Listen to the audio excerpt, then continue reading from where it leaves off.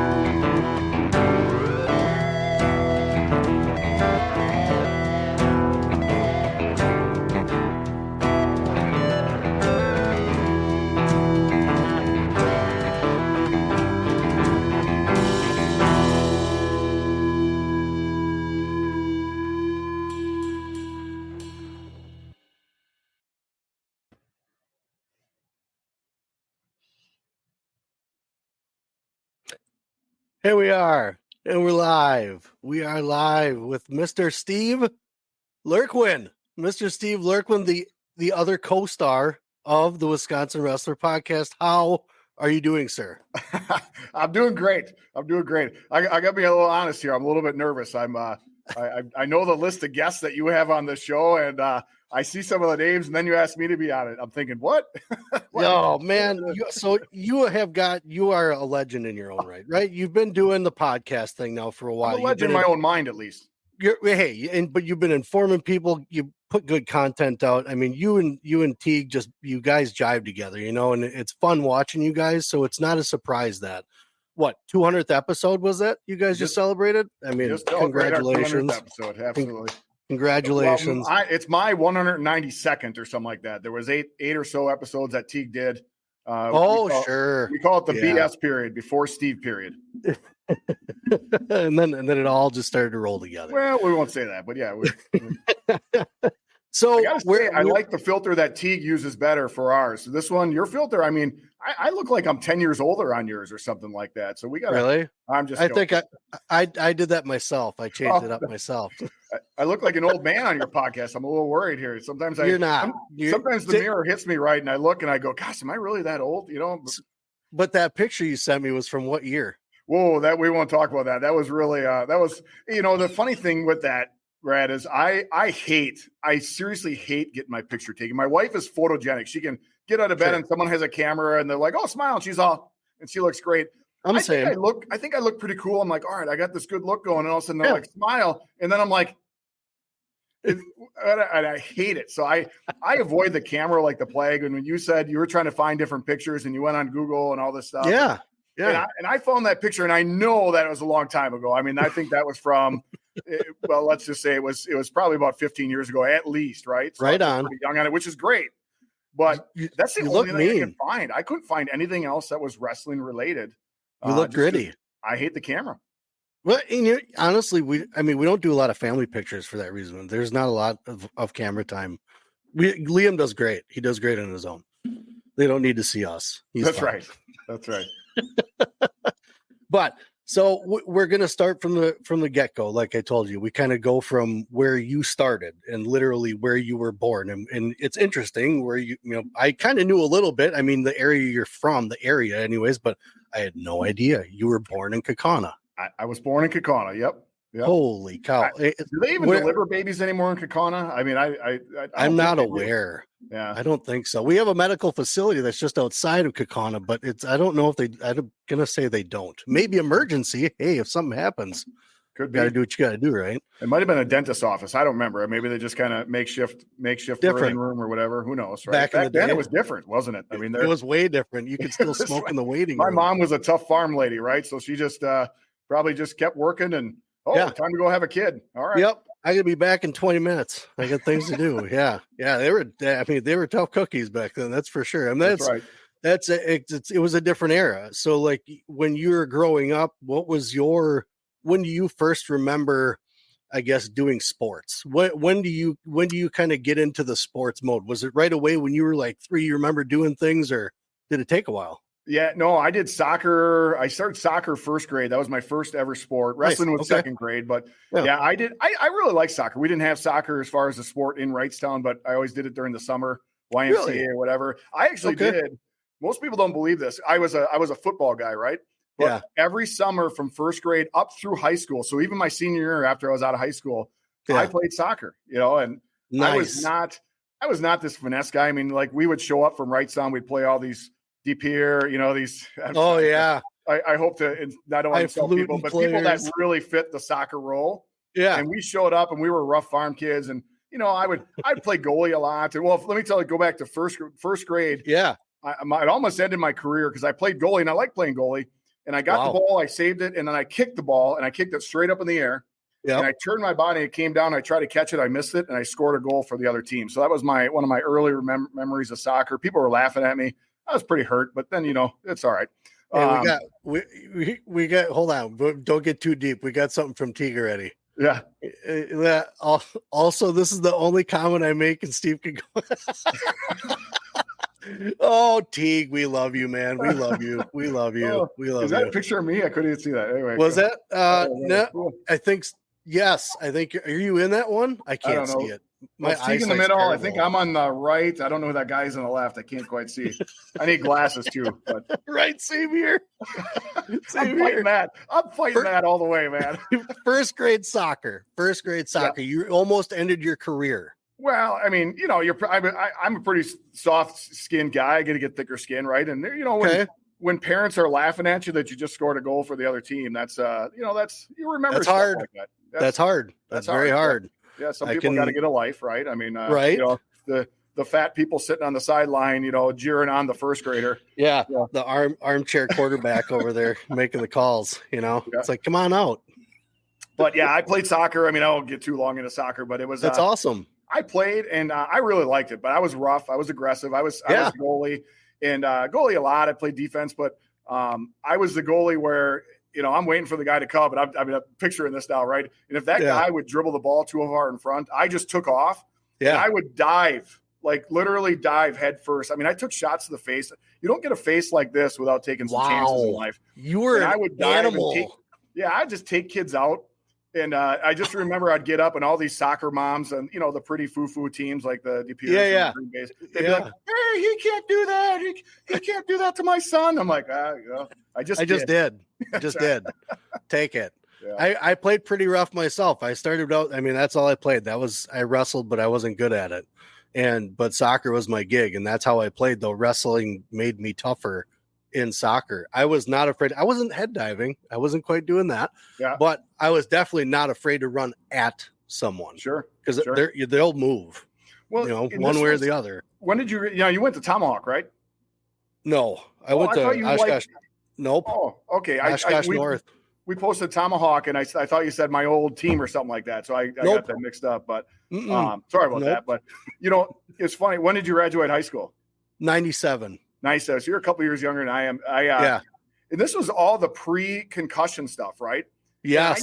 I used to just. It's like I wonder why I can't remember things. The goalie would kick the ball, and I would come running up, right, like midfield. So this ball has been soaring for how long? And I would just come run up and launch my head and hit the ball, and the ball would that's complete reflect almost back to the goalie. And I just thought it was cool. The fans would be like, ooh, I like to get the crowd reaction. Yeah. And I think of how many times I did that playing soccer. I mean, you're well over 50, if not more. Your spinal cord's probably paying the price on that one. Yeah. The jarring of my head. And like I said, no wonder I got learning problems and stuff. Because just the ball, like I knowing what you're talking about and playing and the amount of pressure that ball puts on your head when you're going full force like that, that's pretty intense to do that quite a bit. He always yells at me why I can't remember anything, so that's part of the reason. But that's why he's around. You don't. Yeah, right. I don't have to remember all that stuff. So. Am I talking too loud? I'm getting excited. It's no, you're good. You're good. We got Peter Taft. What's up, gentlemen? Good way to spend Friday at deer camp. Yes, to y'all. While Hunter turns our room into a workout studio. Hey, props. Good job, Hunter. Peter, I got to tell you, people always ask me. I come from a big time hunting family, right? And I have no problem. I love pheasant hunting. But my deer hunting career only lasted a couple of years, and here's why. My first year deer hunting, and Peter, when you hear the story, I love meat, I love venison, I love all of it. Give me a burger, give me all this stuff. Yeah. But my deer hunting career ended very quickly. My dad put me in my spot, and he walked over. We're up in Shiocton area, and I shoot this deer 10 minutes into the hunt, and I nail it in the neck, one shot, boom, down. And I come up to this deer. It was a pretty big sized doe. Yeah. And the doe is alive and it's breathing heavy, right? And it's looking at me as I'm walking up to it. And I just start bawling. And I kid you not, Peter. I get down on the ground and I start petting the deer and I'm going, I'm sorry. Hey, you know what? I've just got a connection. That's a natural connection. There's nothing wrong with it. That is nature taking its course right there. That is fine. Yeah. My dad comes walking over and I'm petting this thing and all of a sudden he pulls out this big knife and I turned away and that was it. And I'm like, yeah, maybe I'm just not, Oh man. So as you got through, what was that, grade school, middle school? Is that how long you played soccer for, till middle school, or how long did you play? Right up through high school. Even like I said, It wasn't. We didn't have a high school sport of it. They do now, but we didn't have a high school sport. I just played the summer. I don't want to say rec because it was pretty competitive. We were not good. But every now and then we'd knock off one of these really preppy foo teams, and we were pretty happy. We celebrated. Okay, I would. Why not? Absolutely. That's right. Take the shirts off, run across the field, slide across over to the corner. Why not? Have at it. So as you got older, though, where were your other sports? Because I mean, I was in 4 or 5 sports when I was a kid. We just didn't have the things like there are now. The competition was different, right? Yep. There's still the high level, but the high level was a very small minority when it came to competing. So when we were younger, I think I tried tennis, I did golf, I did baseball, I did wrestling, I did soccer. There weren't too many other winter sports I did though, because I was a kid. We were doing snowboarding and skiing. We did, Wow. But what types of things were you doing other than soccer though? Because you seem like you're a pretty active dude. Yeah. Well, we didn't have a lot, right? Soccer was a lot of people, things a lot of people did. Our sports were pretty limited. In the summertime, we did the sport called baling hay. Nice. That took a lot of time, right? But, yes. So my main sports were flag football up until 5th grade, because that's when you can start tackle, right? I did flag football 2nd, 3rd, 4th grade, 5th grade, or whatever. Yeah. And then wrestling 2nd grade. And then I didn't start. I kind of got into baseball, that type of thing. Baseball, started playing a little bit of little league and stuff. And so I did my going up to high school I did I did track freshman and senior year, and baseball sophomore and junior year. So that's kind of how wow. that. Okay. My spring sport was kind of my screw around sport. I like the girls, and that's what got me to go out for it my freshman year. Nice. So, nice. Yeah. And there's nothing wrong with that. That's exactly what you're doing when you're playing sports. Usually paying attention to what the girls are thinking, right? That's right. I mean, hey, that's right. So as you kind of got older, where did all of your goals, like what did you want to do when you were younger? Were you starting to kind of, like, you talk about working on the farm? Was the farm the other option? Like, I might be when I'm done, or you're like, I'm getting out of here. I'm going to college. I mean, when I say I baled hay, I didn't live on a farm. I just, farming's everywhere. So, hey, this is kind of how it worked. They'd see Fran and Lynn, who are my parents, and they'd say, wow, your kid's getting pretty big. He needs to come over and bale hay. That's kind of how that worked. Right. And, nice. And do other things. But I don't know. My goals, I started wrestling second grade, focusing on there is if that's the direction we're going to go is now here we go. The only reason why I went up for wrestling is my brother, who was 2 years older than me, 3 years older than me, but 2 years grade wise, he went out for wrestling 1 year. So I'm like, I'll go out for wrestling. And then, the next year he was no longer in it and I stayed in it. I'm a pretty bullheaded guy, right? If I start something, I don't like a lot of change. So I kept doing it. And I really liked, at that time, Mark Wall was my coach. Okay. And Bill verbatim, enter Bill a little bit. Bill would start coming down and Bill had some influence. Bill was a gruffer dude, but I liked him, right? I mean, you talk about stories. You said bring your story. So Bill verbatim. So Pat Verbatim's Wrightstown's first state champ. I'm sorry, in 1990. I mean, I can't remember the exact year. So he's about 3-4 years older than me, and maybe 5, can't remember. And we're doing this thing at the end of practice. Now I'm a third grader, and at that particular, as a third grader, I went 18-0, so I'm pretty good, right? I'm all world, And we did round robin takedowns, and I got out. So I got out early, and now we're getting up to the big boys. And Pat Verbatim's in, and he already took down like 3 or 4 guys, and Bill's running round robin takedowns, and he goes, "Who's next?" And I go, "I am." And Bill goes, "Who said that?"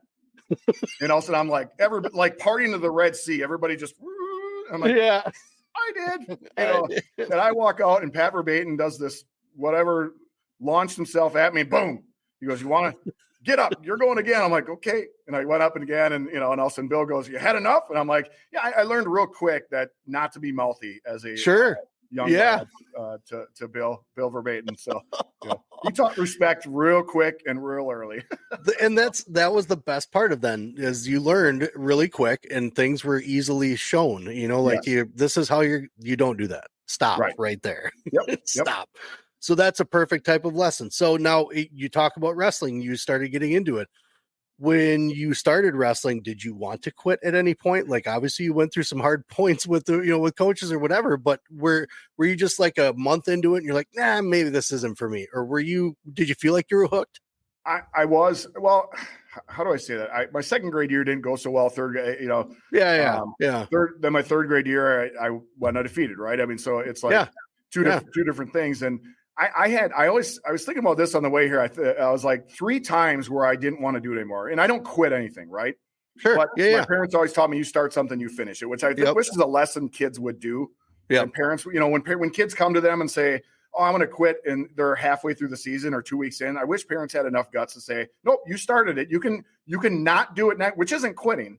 You can not do it next year, but you're finishing the season because you started what you're going to start with. I wish we had more of that, right? And my parents would have said the same thing.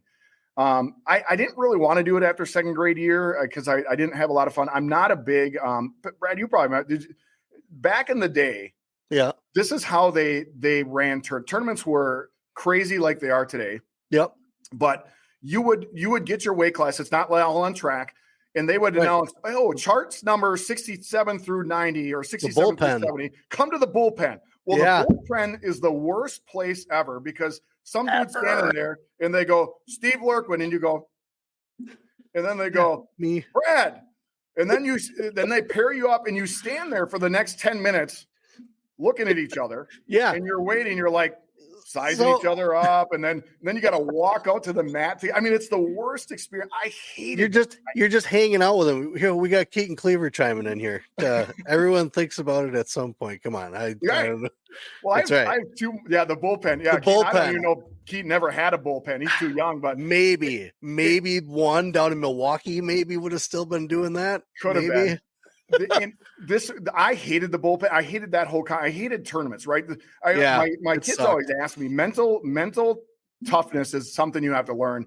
And I would sit at, even in high school, I would sit at tournaments, and I hated I loved wrestling. I loved so much about it. I love the camaraderie, and there's things that suck.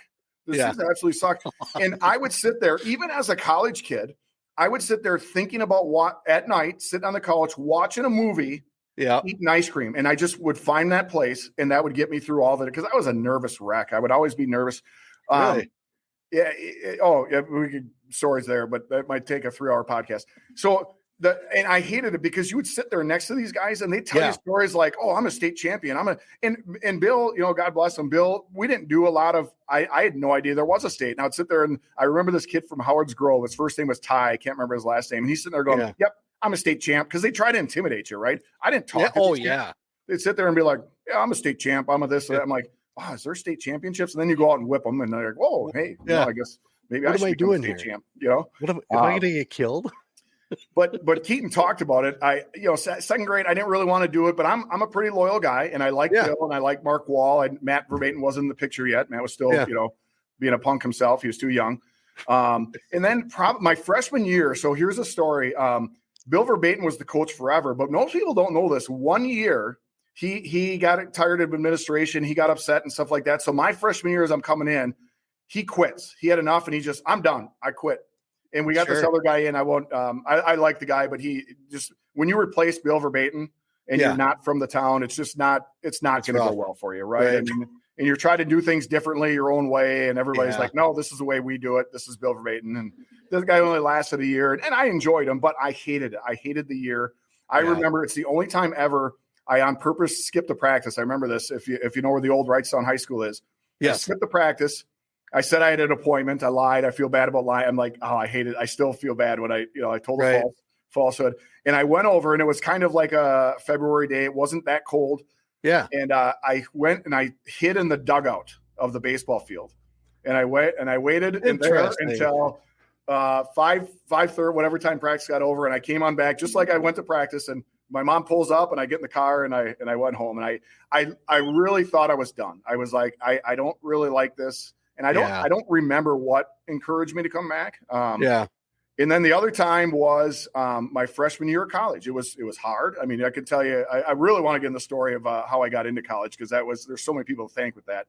But my freshman year of college, thank God I have the principle of I don't ever quit anything, right? I'm going to, if the year is over. But I think that's the thing is, they say you can't see the forest when you're in the trees type thing. There's something fancy like that. Yeah. When you're in it, you have no idea what it's all about. And then it gets over, and then all the camaraderie happens, and you're like, I just did one of the hardest things ever by competing with college wrestling season. And you feel good, right? And there's and I know there might be young kids watching, but afterwards, this is April and May, and you're hanging out with all your college wrestling buddies, and you're maybe in basements with some red Solo cups and all that kind of stuff. And the camaraderie is really what made me. I'm like, I'm doing this again. And then, I had an okay college year or college career. Nothing great, but not bad. It does create some special lessons, in life, with that camaraderie and learning leadership lessons and just watching some of these young guys now coming into high school and watching the guys that were the fresh ones and seeing how that transition is, and watching how tight a team gets throughout the year. I mean, can only imagine what it's like. It's pretty special when you're a kid, but you're not paying attention to the little things so much when you're a kid. Right on. In college, you're probably really in tune to like, hey man, this guy did, this, I got respect for that guy. He did this, I've got respect for that guy. Whereas kids are like, hey, he's my best buddy, and we love hanging out and doing this, but it grows into something. So there comes a point when you were wrestling, right? When obviously you fell back in love, you 18, third grade. How did middle school go? Knowing where we grew up and when we grew up, how far did you take wrestling? When was the farthest that you took wrestling as far as distance wise? When you took like a traveling tournament type drive, when did you guys do that? Well, that's the thing is we didn't, and I don't know if, like I said, I don't know if that stuff existed. We just had youth, right? We had no middle school. It was 2 through 8. It was called, we were the Rockets. It was the Wrightstown Rock. If everybody wondered oh, we had WR on our singlets. Everybody's like, wow, is that for WR for Wrightstown? No, it's for Wrightstown Rockets.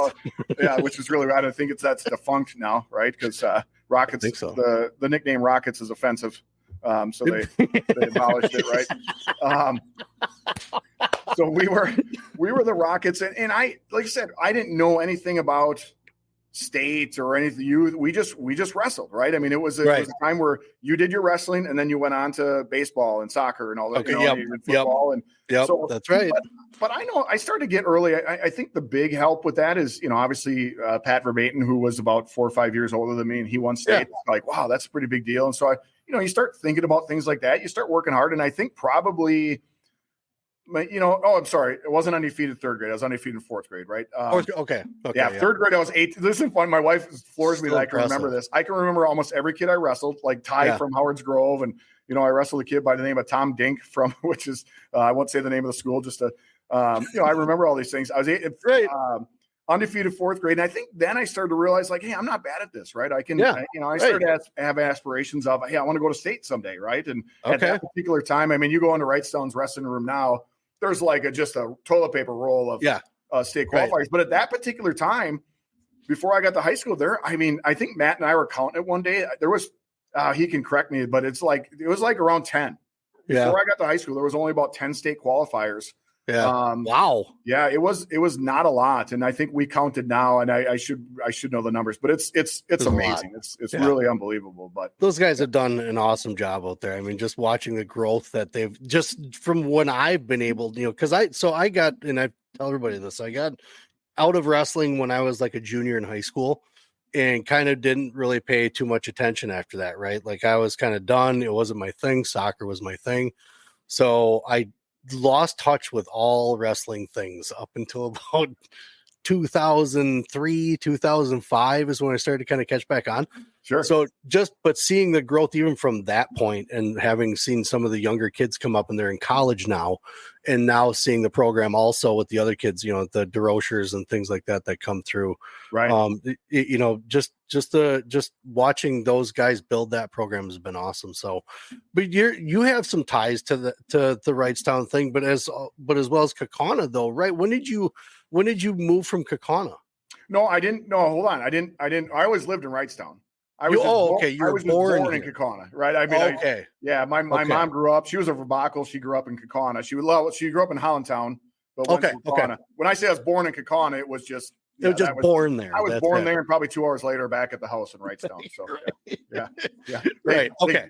We jumped Brown County into Outagamie, and had a quick birth and came on back. And came back home quick. Yep. Right on.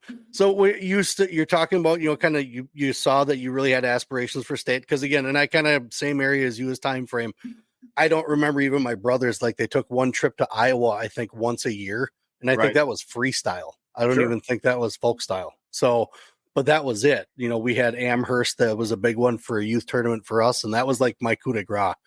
I took second at that tournament. That was the best tournament I ever had. Nice. And so I live on that one. That's the best one. Third, fourth grade, somewhere around there, feeling alive. But so as you started to have those aspirations, when you got into high school, what weight were you when you got into high school? That's the funny thing. I was, you're gonna laugh at this. I wrestled 135 pounds as a freshman. So, and I was okay. Yeah, I was. I always joke, and those Tootsie Pops, right? Those Tootsie Pops that have they're a stick like this, and then I mean, I was 135 pounds with this big of a head, and it was just like I had no muscle, I had no nothing, and straight.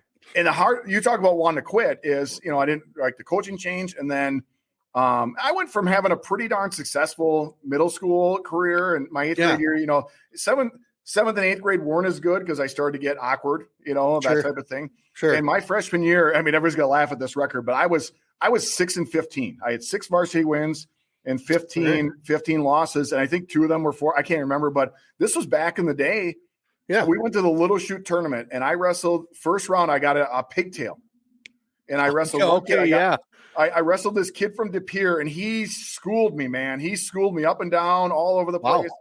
And I was done. They're like, "All right, you're out."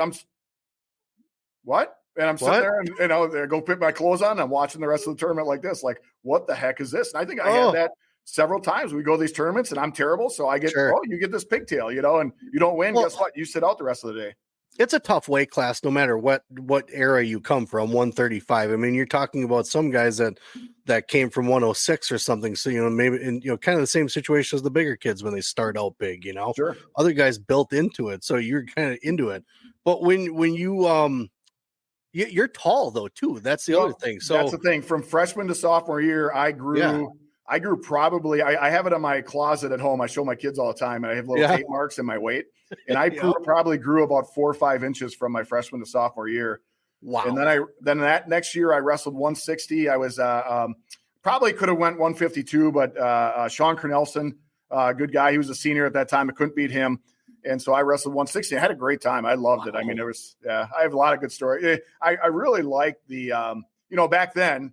Yeah. Brad, it was, we're not, Liam's and stuff. Kids you came in as a freshman and you took your lumps, right? Nowadays, that's it. I mean, we got juniors in high school beating college potential national champions, right? It's just, it didn't happen.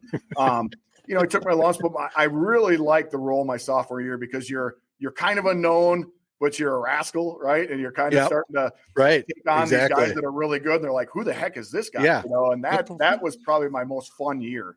Yeah. Well, because I again, like we didn't have like clubs where you got to watch a kid come up from little. I know we had mat rats, in Oshkosh, but that was all we had. Right. Like there wasn't anything else. So it was hard for those guys to know what was coming up the pipe, the pipeline. And also they see this young guy and they're like, hey, what the hell is going on? Right. And I didn't realize I was only 12-12. I wasn't anything great, but I started the year 3-8. Dude, that's pretty good, man. Yeah, it's just fun because I was 3-8, and then second half of the year beat a lot of kids that beat me in the first half, stuff like that, where you start going like, man, this is gonna be fun.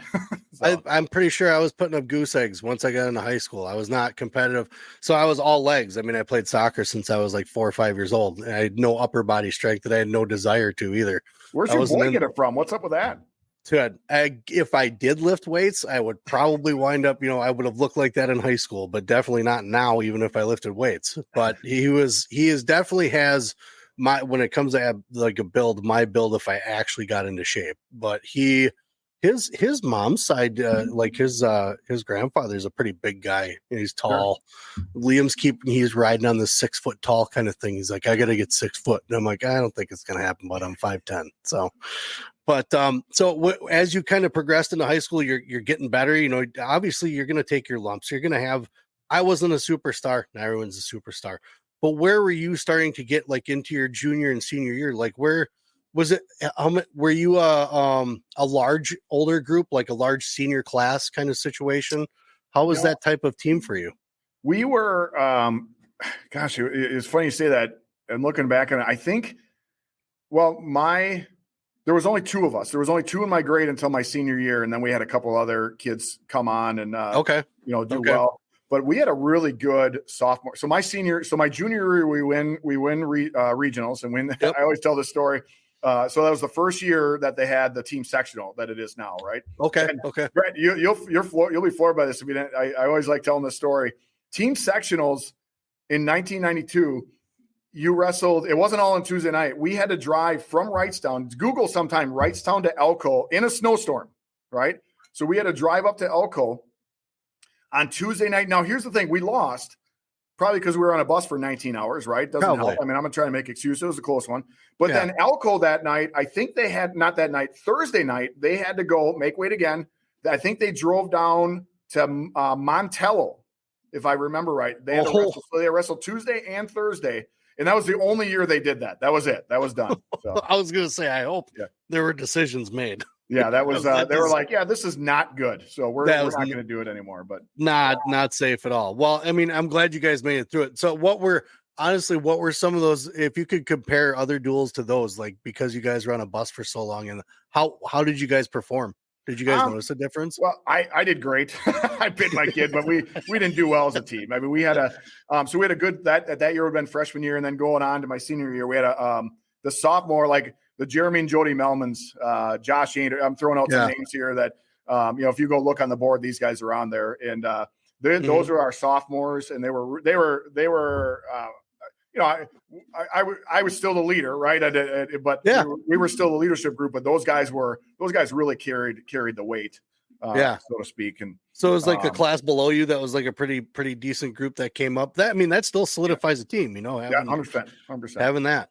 Yep. So and then we wrestled. We won regionals that year as well. And I like to say this was the up of Wrightstown wrestling, right? And I'm not saying I started that.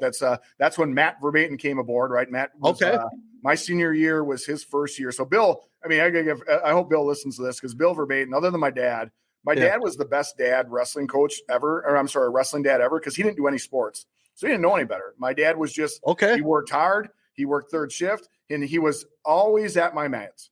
He was always there. He would work third shift till 7 o'clock. That's awesome. And then he would come and he'd be there. I know my dad would, he would drive the bus too, a lot of times for our youth stuff. Oh, and really? So he would drive us to the tournament. He would work all night, drive us to the tournament. And then he would go sleep on the bus.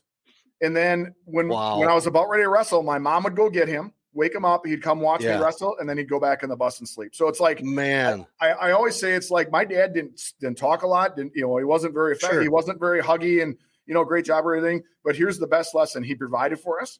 We didn't have a lot of money, and I never knew it. Right. And he was always there. Right. That's awesome. He was always there, and I could have lost. I could have won. It was always like, hey, good job. Nice job. There's more. Yeah. Yep. Keep fighting. That's awesome. And that's because I haven't asked you a whole lot about that. I ask just about everybody, your support system, like as far as in athletics and sports, and you just, pointed out that your dad wasn't in sports. It wasn't something that he had. I mean, obviously they came from a different time too. It's not like they had, all kinds of sports everywhere when, especially in small towns.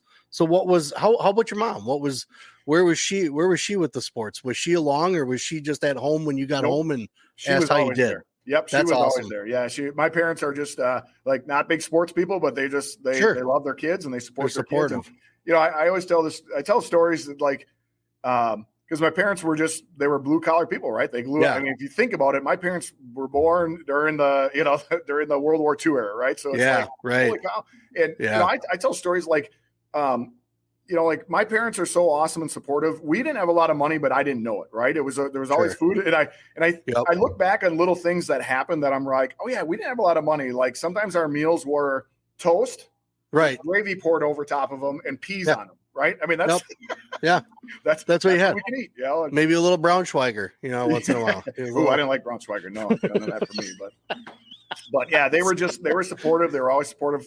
I did football. I did all these things, but they were always, that's cool. Other than one or two times where they'd go on their bowling tournament vacations or something like that. They were always there. And, I tell people this story because I'm trying to, I teach young men nowadays, and I'm like, dude, I'm always trying to tell them, hey, you got to man up. You got to man up, and like, you got to take charge. Like as a man, if something's wrong in your family, I'm not talking when kids are little, but if something's wrong in your family, you gotta pull up the bootstraps and you gotta do it. And I learned that from my dad. I watched my dad.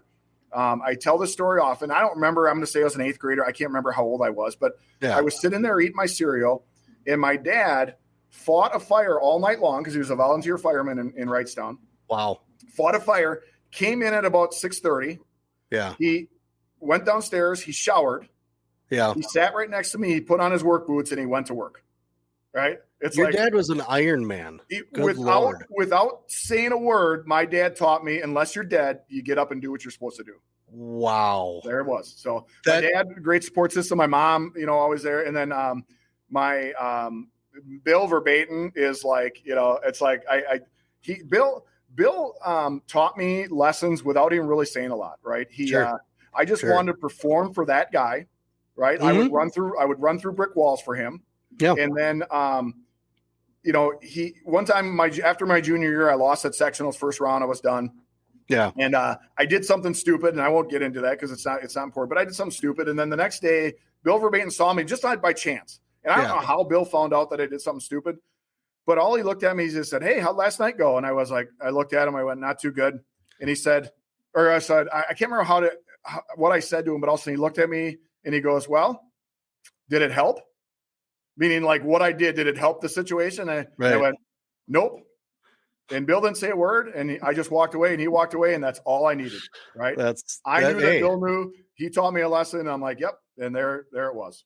There are guys that have that, right? I mean, and some of these guys that have that, they were competitors. They may not have been awesome in sports, but they're awesome in sport. Like they're great and can connect with kids, and they know the way to kind of convey a message. And to me, that's all that matters. I mean, if you can, I don't care if you won NCAA championships. Does it help? Of course it helps. But if you have a coach that can connect with a kid and make a difference, and that's how I was with soccer. I mean, I enjoyed coaching kids in soccer. I mean, taking kids that don't even know how to kick it properly, and by the end you can tell that they're going to be really good, and that's the best part. And you guys do a lot of that. I mean, especially with what you're doing now, you're building character, you're instilling something in them that, maybe sometimes they're not getting at home. That's with an athlete as well. That's not even just a regular everyday kid. These athletes carry some of these troubles around, and they have to learn how to deal with it and not just hide it, because that's when bad things happen, so they got to be able to handle stuff. So even more commendable to you and taking on kind of what your dad does and how your dad is by, you're always you're giving also, your dad was a volunteer firefighter, plus having the regular job. I mean, that's tough. That reminds me of my wife's dad. Those guys grind it out. Right.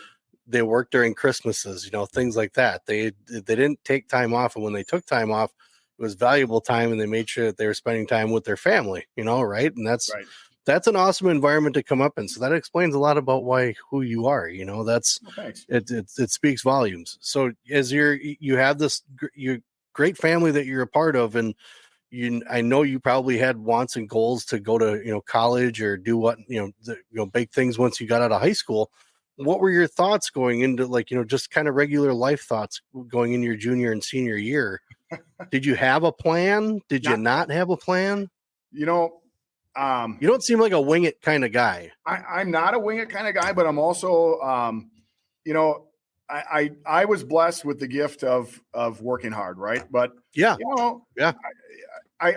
for as far as intelligence and things like that, I got to work. It's like getting good grades. These people that just can, I'm going to go, not study or study the night before. It's like that annoys me, right? And but my kids, I tell my kids this all the time. It's like they're like, oh, so and so does this, and they're just not. And I said, yeah, but you were blessed with the gift of working hard. And so, and if you have a kid that's just good and he doesn't work hard, and you got a kid that works hard, give me that kid every day, because eventually they'll pass him, right? Correct. I was thinking about this because I'm like, gosh, how do I convey this? If you're going to ask me about, I don't know where this is going to go, but you have an idea, right? Yep. So I went into my senior year, kind of starting to get good. Like, okay, I'm not bad, right? Yeah. And but I had nobody in my family ever went to college, right? We were blue collar. Okay. So did I have any aspirations to go to college? No, none. I just figured in the Green Bay area, what do people do? I mean, there's a lot of paper mills. Am I just going to go to a factory? Right? That's what. Build with them. Yep, that's what. If I can look north to Green Bay, they're there. I can look south to the Appleton area, they're there, right? That's probably what I'm going to do, right? I'm going to do something like that. So here's kind of this story in a nutshell, right? So I have my senior year, everything's going good. I'm winning tournaments, and then, it's funny. You think you're good, and then you go against somebody better, and you're like, oh my gosh, I'm not that good, right? And the problem I had is I was really good at a double leg takedown. Okay. And I was so good at it that I never developed anything else. It's like, and then you get to the state tournament, and you're like, you should try a double leg tournament against some stud. And you're like, oh crap, now what am I gonna do? I've never developed anything else. But I say all that to say this is that I went into my senior year. I went into state, first time qualifying. Yeah. And my first match was done. Like I walked out there and I was caught up into the barn. People are on top of me. I was caught up in the barn, and I've never wrestled in an environment like that. I remember pretty much everything in all my matches. I barely even remember that match. And boom, before you know it, it's over. I was like, I don't remember the scores because I still block it out. Right. But so much energy in there. Yeah. Here is the whole thing. I'm a huge man of faith. Right. I won't preach, but I prayed a lot that year. I prayed all I wanted was a medal. All I wanted was a medal. And I'm kind of like hey, that's good enough. Like, I don't have to win a championship. I don't have to, but if I get a medal, I'm good. That was my mentality. And I'm like, I come to my next match and I'm like, oh, and I'll tell you the line of it is I lose 2-1, but I'm like, they always say, God's greatest gifts are unanswered prayers, right? That's that's a famous country song. And I know for a fact, and here's what I know. First round I wrestled Jeremy Gosdick from Somerset, lost. Second round I wrestled this McCullough kid, a big farm kid from Judah. I can't remember his first name.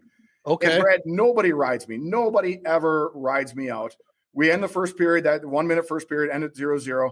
Second period, he gets a reversal. I get an escape immediately. Boom. No problem. I'm going to go into the third period, and I'm going to get an escape, and I'm going to go into overtime if I have to, because my conditioning is awesome.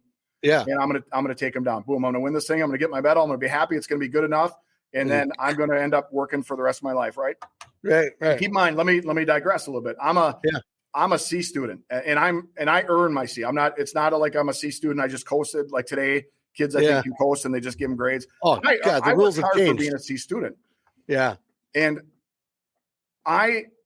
this kid from Judah rides me like you wouldn't believe. I'm doing Grammys, I'm doing standing Grammys, I'm doing flip shrugs, I'm doing everything that worked my whole life. And this kid, like one time I think I'm out, and I don't know. I'm not telling you the divine thing or anything. Boom, he's behind me. He's on me. Match is over. Raises his hand. He wins 2-1. My career, like I think wrestling is done, and I go into I'm crying. Yeah, I'm done because my whole identity was wrestling. Right. Yeah. This is who I was. This is what I did. It's like people saw me in the hallway. There's Steve. He's the wrestler. Right. That's what I thought. Right. This is not true, but this is 18-year-old thinking. Yeah. And I think I'm done. You talk about mom, right? Your mom, how awesome my mom is. My mom can tell something's wrong. I'm in a funk. I'm in a depression. It's Monday. I'm in school, and I think teachers knew something was wrong. I'm in the art room. I went out for art. I took art my senior year. I'm a terrible artist, right? The only reason why I took art is because there's not a lot of electives in Wrightstown, and the art teacher was very attractive. Her name was Jeannie Hendricks. I'll just say this, love her. She was awesome. So I took art. Yeah. I really liked her, and she was awesome. She was a great lady. Yeah. And I can't handle what's going on. And I go to her room, and I just start crying, and she's got this back room. She puts me in there. Yeah. And I'm just reading a book. I'm doing something. I'm sitting there, and all of a sudden my mom calls the school and talks to the guidance counselor. So this is the blessing of small schools, right? Yeah. My mom calls the school. And I didn't know this at the time, but all of a sudden Kim Powell, our guidance counselor, comes walking in. All of a sudden, I don't even know she's there. And all of a sudden she puts her hand on my back, and I'm like, what the heck's going on here? And she just starts talking to me. Yeah. And yada, yada, yada, and all this kind of stuff. And come out to, I said, I basically, you talk about crying. I'm crying to her, and I'm saying, well, my whole life was wrestling. My whole identity is wrestling, and I'm done. And I'm just going to do this, and I'm not going to go to college. And she looks at me and she goes, why don't you go to college? And I was like, nobody had ever said that to me before. Nobody had ever even pressed the question. Nobody had ever. And I'm looking at her like, I go, can I? And she goes, sure you can. I said, it'll take some work. And she goes, sure you can. I looked at her, and there was no laughing. There was no, because at that time, Leurquins didn't go to college, right? It was like there's pecking orders, right? There's status quo. Yeah. And all of a sudden she's like, sure you can. And I'm sitting there, and I'm like, okay. And also we went through this long process of trying to get me in college. And I'll say the first college I applied to was Whitewater. I got rejected, and I'm getting rejected all over the place. Sure. And I say Whitewater because obviously, that's where I end up, but then we go full circle. Yeah. But keep in mind, let me go back to this, Brad. Let me go back to state why I told that story. Had I got a medal, I would have been good. Had I got if I would have got a 6th place medal my senior year, I'd have put that on my neck. I'd have lived with that the rest of my life, and I would have been like, good. That's why I tell you this whole thing of I wanted a medal, right? But someone else was looking at me saying, no, you're not getting a medal, because I still after that, I had a drive that said, I am going to keep wrestling, right? I wanted to go to college, and I more want to go to college to wrestle, but So was that part of the process? You were trying to also go to college to wrestle as well, or were you just trying to go to college, just go to school?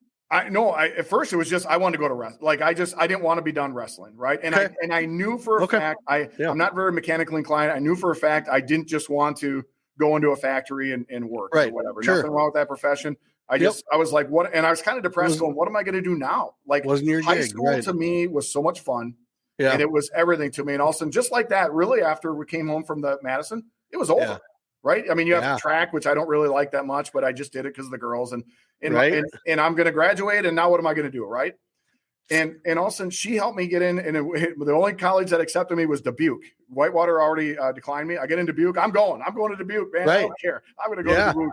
And long story short is Willie Myers, who Willie Myers has passed away, but I can tell you stories about Willie Myers. Great guy. Love that man. he called me up one day and he said, "Hey, we'd like you to come wrestle for me." And I said, "Well, I would love to." This is back with the cords on the phones at the wall, and I'm walking around. Yeah, right. And I said, "Well, I would love to, but I already got declined." And he goes, "Oh," he goes, "Well, let me check into something." He calls me back 2 days later, and he says, "You're in." I'm like, "How awesome is that?" And here's the long story short is I get into college, and I say that because the blessing of hard work, right? Right. Yep. I don't have a lot, intelligence isn't just like, oh, I look at something and go, oh, there it is. I have to work hard for it. And I knew this. I love my parents. I love Bill Verbaden. I love Matt Verbaden, who I can tell stories. Yep. And Willie Myers got me into college on what I call a jock override. Yep. Right. And he only gets a couple of those per year. And I said, I will not embarrass Willie Myers because so many jock overrides that get in. You had that mentality. I mean, that's how you were built, right? They fail out. And I ended up, it's so funny because I had, my GPA in high school was probably a 2.8, 2.9. I don't remember what it was. I worked so hard. I studied so hard. I got the ropes in college, right? I got those. And I graduated. I had like a 3.65 or something like that. Nice. It was so stinking cool, but I worked hard, right? And, and here's the thing, people out there, the kids that are listening to this, don't be afraid. Like if things don't come natural, don't worry about it because there's so many kids that I went to high school with that studying was easy or school was easy for them. They went in their first semester or within the year, they all dropped out. Right. Yes. And here I am, C student, and I'm going to college and I graduated with honors. And so anyway, it's an eye opener. I mean, it's so so you had that, obviously that portion that was the end. Where were you like in your junior year? Like what weight were you at those? Was that 160? You're talking back in high school, right? Yeah. Junior. Yeah, it was 35, 60, 60. And then I wrestled 71. I cut down from football at 185 and wrestled 171. All right. So you were, because you had that big spurt. So were you not, as far as, I mean, why weren't you, was it a grade thing back then? Like because I didn't get recruited by college at all. My grades were not good enough. Were you getting like letters or anything like that from anywhere? Nope, nothing. Okay. No, I really didn't have a lot. I mean, other than qualifying for state, I didn't have a lot of accolades, right? And and that's the thing too, is sometimes, I think with all this kids that are, oh, you're a state qualifier, this as or state champ as a freshman, I think we don't allow kids to, like I didn't really come into my own. I wrestled 171 my senior year. My freshman year of college, so I was supposed to wrestle 77 different weight classes back then. Yeah. From my sophomore, from February 171 to the time I reported to campus in August, I was about 205 pounds, right? It's like things just started to fill out. I hit the weight room, and all of a sudden I'm like, gosh, like that looks pretty stinking good. So I ended up wrestling 190, right? Yep. And I'm no doctor, but I think there is like one more growth spurt you go to once you get into college. There's that last like push of testosterone because you see these guys just leaning out and turning into absolute monsters, right? I mean, so it's kind of interesting to see that you as these kids grow through high school and things like that. Were you finding yourself in an advantage being tall? Was that part of the winning? Because that's Liam's kryptonite is tall guys. Oh, tall guys, really? Yeah. By the way, I know you said that or not, but I feel like I'm yelling. I'm getting too excited. I feel like I'm yelling here. I'm not too loud or anything. Absolutely not. Okay. You yell all you want. I didn't think I was going to be this excited to talk about it, but it's kind of fun. I don't know if I was necessarily that tall. I mean, I think at 190 in college, guys are right around my height, and 71 in high school. I don't remember a big height. I had long arms, right? If that helps, but that always helps. Well, like I said, Steve the Stilts. I mean, you're a tall dude, so I can only imagine. I'm 5'10", so standing next to you I was like, whoa, you're okay. This is different than on camera. You're up here now. Sure. So it's kind of interesting to see how guys gonna, and it was different back then. We didn't have. I want to take that back. I watched some old Iowa matches, right? 1986. Watching their singles and doubles and stuff like that all look the same, right? Sure. I think it was the top game that was a little different. It's a little more technical with turns and things like that, but even some of those were the same. So the times haven't changed. We just have a new twist on a lot of things, which is kind of fun. But when you're kind of competing within the state and then you got there were no forums back then. We didn't have computers and internet. So, I mean, talk around town, but what were some of the, rivalries that you had? Like, were there back and forths for you? The guy, like, you kind of had this, like, man, I got him one time, then he got me the next day. I never got an opportunity to get it back. Did you have any matches? Are you going back to high school? Yeah, back in high school. We're going to climb back a little bit yet. Yeah, I had a big time rival, and he was from, well, other than team wise, Freedom was our our big rival. And I think when we beat them my senior year, I think Mike Beekler could tell you this. He's from Right Sound, but coaches at Freedom now, helps out there. Yeah, we lost him. He jumped over the wall and got in there, but we were talking one day, and I thought Wrightstown had never won before, but he told me it was different. But I know that at least late 80s, early 90s, all that kind of stuff, we hadn't won a long time. In my senior year, we won. So team-wise, big rival. But I would tell you, and I know Nick Miller and Perry Miller from Brilliant might hear this, but I had a guy my junior year. His name was Andy Conrad. And, you talk about height advantage. I was like, you talk about stilts. So yeah, I'm a close to as tall as I am now. And Andy Conrad, so we both wrestled 160. He was like here. I mean, I might be exaggerating. That was a foot taller than him. I think I am. But so here was the thing. We call it a pancake, right? He'd suck my arm in. My arms are long. He wouldn't let the stupid thing go. And I don't have a lot of I just was constantly going. And he would pancake me, I think, every time. We wrestled 3 times that year. And every single time he was winning. But my gas tank is good. And every single time in the third period, I came back and I won. So, but we didn't like each other very much. We saw each other at different times, and we would just kind of like scoff at each other and stuff like that. But he was probably my individual biggest rival in high school. That's cool. Okay, so now we're gonna kind of scoop. Now we're gonna scoop more into college. Now, sure. I had to get that little tidbit of info because everyone's got that little Achilles heel. That one that always got away from them, or they wanted to try and get it back, but they never got it back. But as you started, you talked about getting into college. It wasn't something you thought was possible, so you're getting this opportunity, right? And you're not going to let this guy down. We talked about work ethic and the way you were raised, and when you got into that room, where were you kind of put? Because I know obviously you got to have a partner. So were you put with like the top guy in the room, like you're going to work with this guy and that's how it's going to be? Or did he kind of, hey, start here, sure, we'll get you over here and then we'll work you to here. How was he as a coach? You're talking Willie Myers? Yeah. Oh, Willie Myers is a great guy. I mean, he didn't do at that particular time in his life. He didn't do a lot of the, he was more the face of the program. We had some other guys. Okay. Sure. Rob Leurquin, look at that name. I mean, there was he was a 2-time national champ for Whitewater, and there were Division I guys that were afraid of Rob Leurquin. I'll tell you that much. Todd Bender was our coach. Kent Weiler, that name. Oh, Kent Weiler, yeah. I didn't wrestle a lot with Kent. He wrestled, but those were like the student coaches. That helped us out. Kent Weiler, I'll tell you this too. A little shout out to him. There were 2 times in college where he gave me my campus tour, so I had an instant connection with him. But 2 different times in my life, Kent Weiler. I won't go into stories, but I some issues came up in my life, and he was the guy that sat down, prayed with me, did all that kind of stuff, and helped me out. So I just got to give a shout out to Kent Weiler. There's all these, as you look back in your story in your life, we don't get here by ourselves, right? How does a turtle get on a fence post? Somebody put it there, right? And that's right. But it's Kent Weiler. He's a pretty good, influential guy as far as at that time in my life.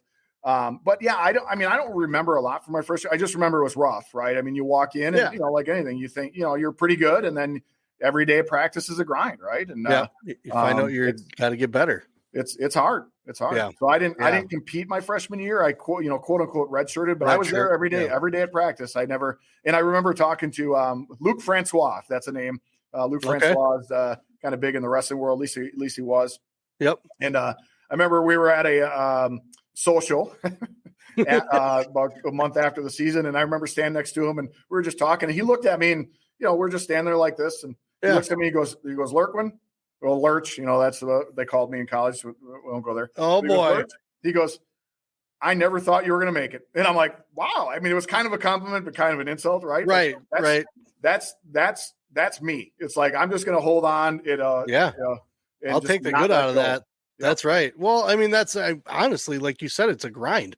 It's not a high school room. Even back then, I mean, the college scene was still different. Like it was still, you had to step it up a notch because these guys are all national competition type level guys, and you weren't in the same room anymore with the workouts and things like that. Like, were you surprised yourself like that you were able to push through it all? I mean, it's hard, it's especially that first year. No, the workouts, I don't want to say the workouts were easy because they weren't, but I thrived on the workouts. It was just the hard part was the mental, like these guys are good. Yeah. That was the mental side was the hard part for me. That's the toughest hill. Yeah, for sure. I had no problem. I mean, I'll run till I puke and get up and run some more. That's kind of how I went. That's awesome. That's awesome. So you get through your first year of college. What were some of the highlights you remember from just obviously you're kind of off to the side, but did they put you in any opens or? Nope, I didn't compete at all. I was a none. Let me we're sharing full disclosure here. I was a mama's boy. I was a big time mama's boy. Okay. I was still too connected to home, right? Sure. I wanted to be, I didn't want to compete. I wanted to practice. Because I wanted to go home and see my old high school wrestle every chance I could. That sounds crazy. Right. I'm proud of the fact that I went to Wrightstown's football game last night. I'm proud of the fact that I'm still very connected to my hometown. Right. Yeah. I still have good friends there. I'm very proud to be from Wrightstown. It's like every chance I get, I brag. Oh yeah, here they are. Here they are. Hey, it's a great little town, man. It's great. Two teams from the Northeastern Conference made the state tournament. Right. Almost three. Right. Xavier was able to get by Lodi. I mean, and then I was kind of proud too. Like, Kaukauna was one step from being there. I'm like, man, look at I'm talking to this person that I teach with, which they probably didn't care, but I'm like, man, look at all these teams from this area that might be at stake. Kaukauna's one away. This person, they're whatever. I don't know if they were nodding just to agree or not. But what was your question? Your question was I can't remember what your original. Well, I think it was my freshman year. I didn't compete at all. You didn't compete at all. I think that's why Luc Francois was so surprised because I didn't compete. I didn't want to compete. I told Willie Myers, I said, I just want to be here. And most people when they say I just want to come practice. Yeah. Hold on, I got an update or something. It said update your computer. Hopefully it doesn't do it. Oh boy. No, it's good. I said later on or something. I don't know, man. All this technology stuff. And I think that's why Luc Francois was surprised is because most people that say, oh yeah, I just want to come up and practice, most of those people fade away. But I don't say something unless I'm going to do it, right?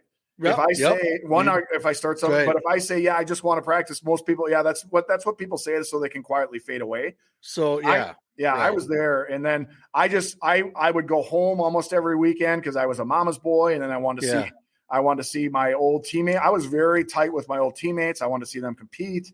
Yeah. And so I didn't start competing till my would have been my sophomore year. So regardless of how you obviously you didn't compete, but it sounds like you gained some respect from some guys as far as just the obviously a different path, but they saw a difference. So when you're coming again, your sophomore year now, where competitions come, did you find that there was a little more, I wouldn't say for forgiveness but a little more of a, hey, all right, come on along. We know that you're into it and we know that you want to be a part of it. Did you feel a little more camaraderie then going into that year? I would think so. I mean, I'm not saying that guys are bagging on you your freshman year or anything like that, but I was just pretty a different feel. My freshman year, I already had respect for the team because we would do we would do preseason workouts and we'd go run and then we'd go play tackle football and and nice. I didn't have a lot of talent on the football field, but I was a scud missile, right? If you remember back, Chuck Cecil. Soccer, that's right. I emulated Chuck Cecil, and I just led with everything, and I was not afraid. I mean, you don't get a face this pretty from not leaning your head out there. And we would play football, and I remember this one kid that nobody liked. I laid him out my freshman year, and I didn't know who he was. He was carrying the football, and I was going to just, annihilate him, and I did. Let him have it. Flying, and everybody was like, and I was at the library one night and I heard Billy Krause, if you know Billy Krause. Oh yeah. Yep. And I overheard him talking to somebody else and they said, they're like, you should have saw it. Some freshman just laid out. And they said the guy's name who I can't even remember. And I was like, I was sitting around the corner. I'm like, that was me. I did that. So I kind of already had a little respect. And it was just a grind. Like I said, I would go up in the restroom and just wrestle hard. Right. And and then sophomore year started, I made varsity and started wrestling. All right. So what was your first duel like? What was that like for you to be able to compete for that first time? My first competition was it was in Parkside, the Parkside Open that they have. Oh, okay. Okay. My first match I won, right? And then nice. My next match was Jeff Birschbach. If you know Jeff Birschbach, the name, he was from Campbell Sport. He was a 2-time state champ. Okay. And he manhandled me, so he was pretty good. But I just remember his hands. You talk about hand, like I think he would grab my wrist and his hands would wrap around my wrist twice. I think I just couldn't get away. So I lost that. I won 2, lost 2, but I had no key. I mean, if I remember my year, it was like 12-15 or something like that. So sure. It wasn't great, wasn't bad, but it was fun. I enjoyed it. Nice. So we're when you guys had duels at home, was it a pretty cool environment with your I don't know if it was just a gym at that time, because again, even colleges were a little different. Unless you were like a huge, big money college, sure. You guys still had regular little gyms that you competed in. What regular was that like for you guys? Same as it is the gym that's there now, the Williams Center. And okay. I mean, nice. we had okay fans. It was okay environments. It was, I think that was probably the hard part,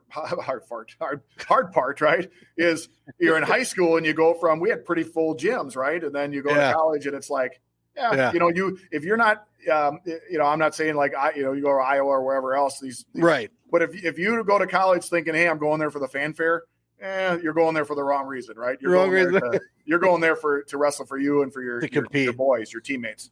That's right. Okay. So we know that you got the fire. You you're on fire. I mean, 2-2 at a tournament like that's pretty good, so especially your first time competing in college. I'll go ahead and put it out there. But with what you started to feel, did you start to kind of like, had you gone through another spurt where you said it was like what, 210 or something like that? It was what you kind of came in at?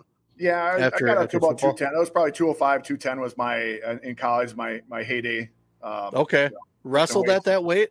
No, I wrestled 190. Oh, 190. That's right. Yeah. Okay, 190. Yeah, okay. I'm blessed with this great metabolism, and if I stop lifting weights hardcore, like even this, people get so mad at me because I'm approaching the 50, right? I'm a couple few years away from that, and people get so mad because I eat like a horse, and I'm eating constantly, I'm nonstop, and I'm like, if I stop lifting weights, like right now I weigh about 215 pounds. If I stop lifting weights, Brad, I kid you not. Yep. In about 2 weeks, I'd be down to 205 in the snap of the fingers, and I wouldn't be. I wouldn't be fat. It's like it's nuts. Right. I'm kind of the if I like I'm sedentary now with work. I don't move as much, so I have to if I don't work out, I'm done. Right. If I don't get on I'm sitting right over by our Airdyne here. If I don't get on that, you're going to be looking at a dude that you'll have to roll out the door. Sure. Because it's insane. So with your college career on a roll here, where were some of the higher points as you kind of got through the season? Where did you wind up wrestling, and what were some of the competitions? Did you have to compete to get into a tournament to like the NCAAs? Like, what did you guys have? What division were you in then? What was it like? I don't even remember those. Yeah, we were Division III. We're the WEAC. I don't know if it's still the WEAC now. Yep. It's same. I mean, it's same other than River Falls had wrestling then, and the Stout. I don't think River Falls and Stout had wrestling. Okay. So we were 8 teams, and we were 8 tough teams, right? And so basically our qualifier then was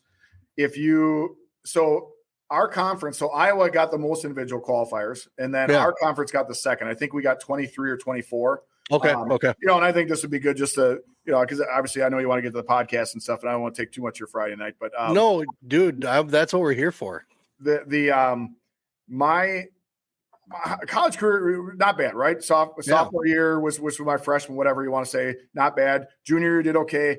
My senior year, whatever, it doesn't matter. My third year of wrestling, I'll just go by that.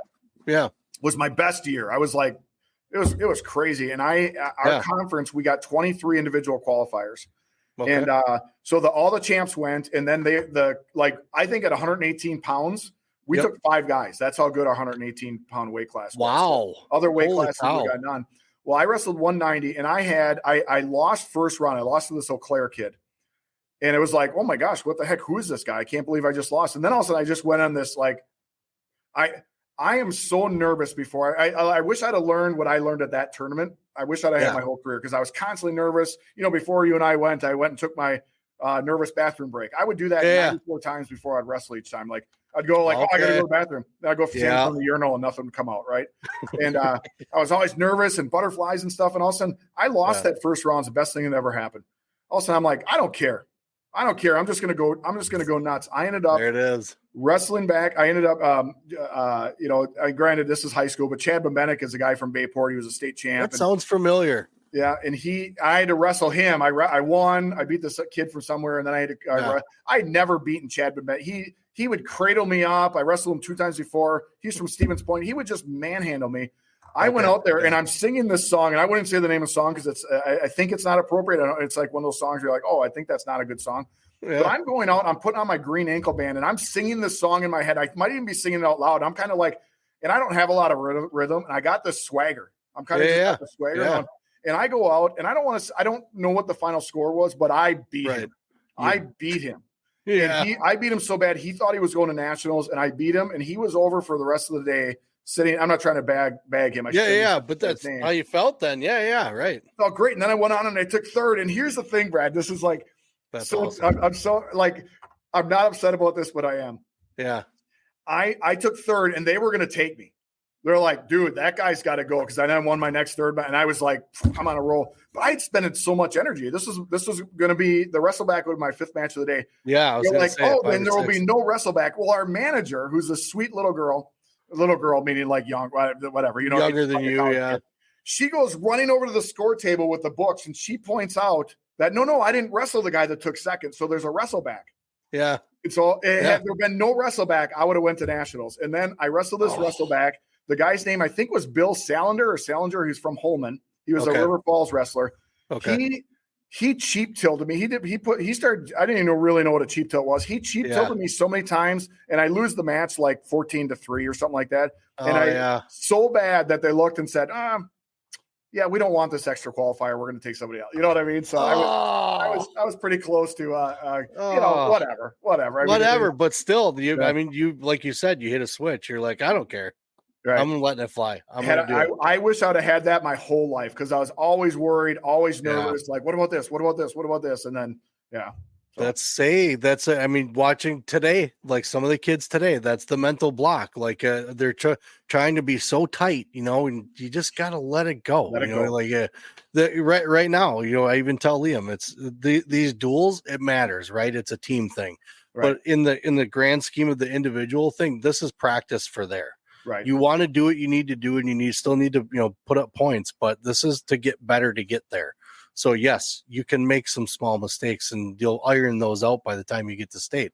Right. But even in college, it's the same thing. Like, it seems like it's a buildup, obviously, to the nationals. Everybody already kind of knows where they're sitting at in college when you kind of start out. Your team is ranked wherever it is, but just the level of the room. So as you guys start competing through the season and getting through all these seasons, what was the era or aura in the room as you guys are trying to get ready for a college season? A lot of kids don't know what that's like, as far as getting into the tournament season, the end of it. What's that like in a room? Does it pick up the pace more? Or you guys, even back then, was that kind of how it was? Like towards the end of the season, you guys are just a little bit grinding a little bit more. Yeah, you're talking college, right? College, yep. Yeah, it's higher intensity. I mean, the room is, I'm sad to say that every year we start out with about 60 guys, and by this time we're down to 25, or less, right? It's all right. Our fun part was every time a kid would quit, we would go into their mesh bag and grab their shorts. So I'd end up having 14 pairs of wrestling shorts and all that kind of stuff. Like, hey, another tragedy. Here we go. I get the right. But there was some pride to that too. I didn't want to see kids quit, but there's strength in knowing that here's what I know. I know I'm not great, but I know I'm not quitting. Right. If you know that, if you already have that established, you can accomplish so much. The decision's already made. Yeah, right? Yeah. It's second nature.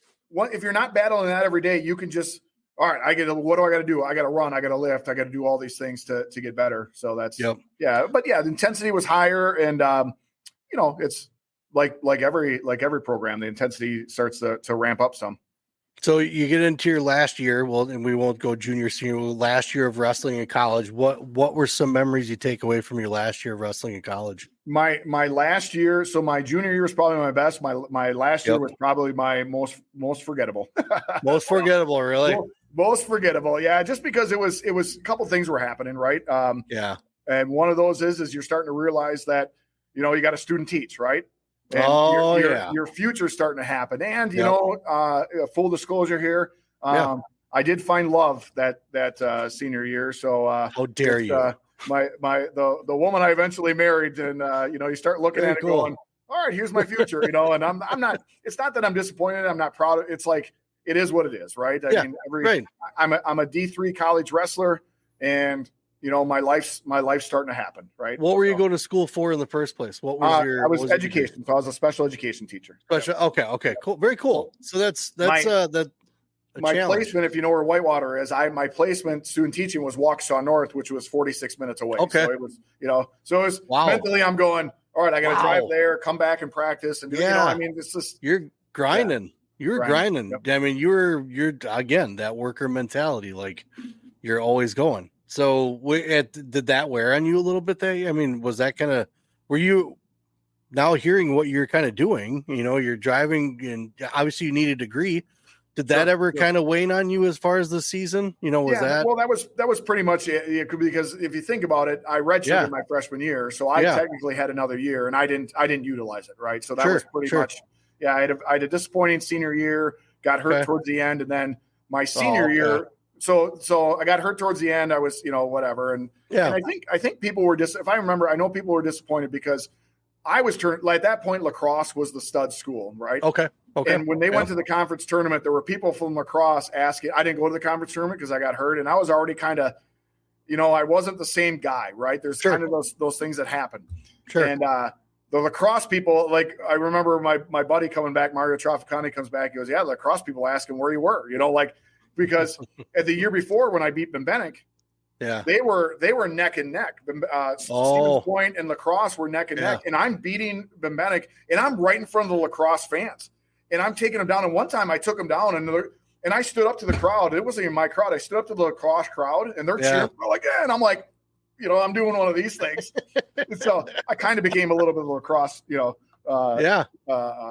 groupie or whatever you want to call it. But, and they were, so I was kind of disappointed because my team was kind of, you know what I mean? There's all these different things that play. And I mentally, the snap already happened where I was like, yeah, I'm kind of done. And, Okay. You know, so long and short of it is my senior year wasn't the best. And then I had another year and I didn't take that because that was the whole student teaching. Hopefully your computer is not renewing. Well, we'll see what happens here. See if Steve can come back. Lost you, Steve? Well, if we lost Steve, we may end it now. I mean, we've been going for an hour and 15 minutes. He's calling me right now. What do you got, Steve? Hey, so my computer is restarting, so I'm at 10%. I knew it was going to. I knew it. Well, what we'll do now. Well, hey, you know what that means though, because we're gonna end it right now. We're gonna hour and 15 minutes. We're gonna have you back on, but this also now allows where we can get you and Teague back on at the same time, where we can talk more stuff. Oh, are you coming? No, you're shut down. No, yeah, but are you? I'm still at 8%, so it's gonna be too long. Yeah, and I would love that because I think I really want to be able to share about my my coaching. Yeah. Oh. Because I think yes. There and then talk about the podcast. Yeah, yes. Do a part 2. That'd be great. We're gonna do a part 2. Well, again, the Steve computer situation has struck again, but. Yeah. Tell everybody. I'm sorry. I've having a lot of fun. So yeah, it's all good. It's all good. Well, we're gonna let everybody go. Steve, I'm gonna keep talking to you. You hold on for a second, but there's gonna be a part 2, folks. Part dose. Stay tuned. We got more coming up. We appreciate everybody watching. If you guys can see at the end, go check out Appleton Tattoo. Check out 920 Hat Company, sponsors of the show. Great guys, great companies. They do great stuff. Their socials are on everything that we have. So go check them out. But we will talk to you guys later.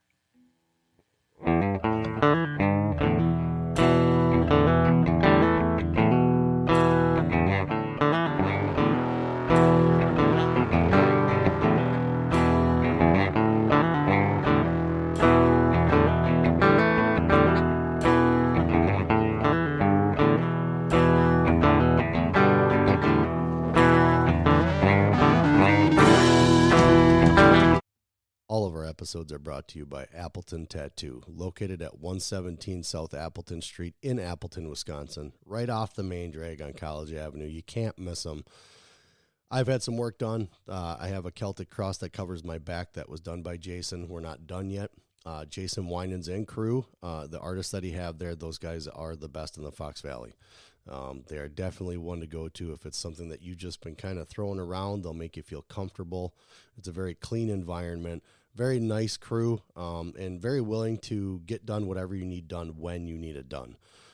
You can message them on Facebook. I know they're on Facebook. You can give them a call at 920-604-8289 and get in touch with Jason Winans and crew at Appleton Tattoo, located again in Appleton, Wisconsin at 117 South Appleton Street, right in Appleton. Very flexible hours, great crew, clean environment again. I would not send you anywhere else except for these guys. Appleton Tattoo.